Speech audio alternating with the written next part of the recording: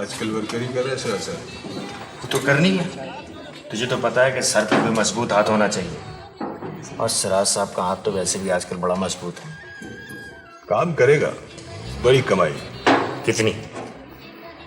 हजारों में, लाखों में, करोड़ों में। काम क्या है?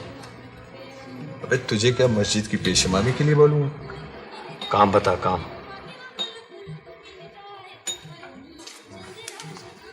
हथियारों की सप्लाई करनी है, गलियों, मोहल्लों और कॉलेजों में।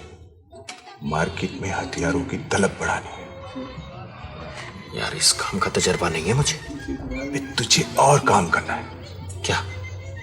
फसाद करवाना है, बलवा। बलवा समझता है ना? सियासी फसाद। दो ग्रोहों को आपस में लड़वाना है। यार ये जरा मुश्किल काम है। अबे मुश्किल काम नहीं है, लाइन मैं बताता हूं तुझे। अमन कॉलोनी देखी है? देखिए। यहाँ दो ग्रोहों की अक्सरियत है। आधी कॉलोनी में अवाम दोस्त पार्टी अहमद मुस्तफा ग्रुप के लोग हैं, और आधी कॉलोनी में निजाम इंसाफ वालों का ग्रुप है।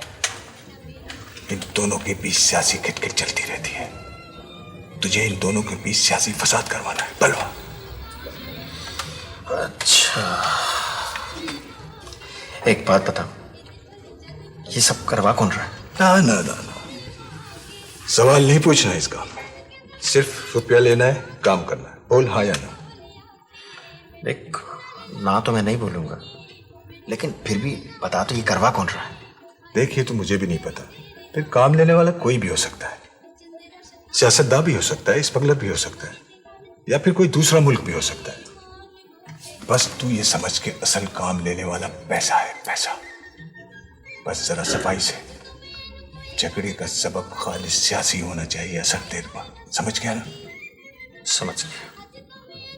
जरा खून खराबा जरूरी है, हथियारों की खपत करनी है।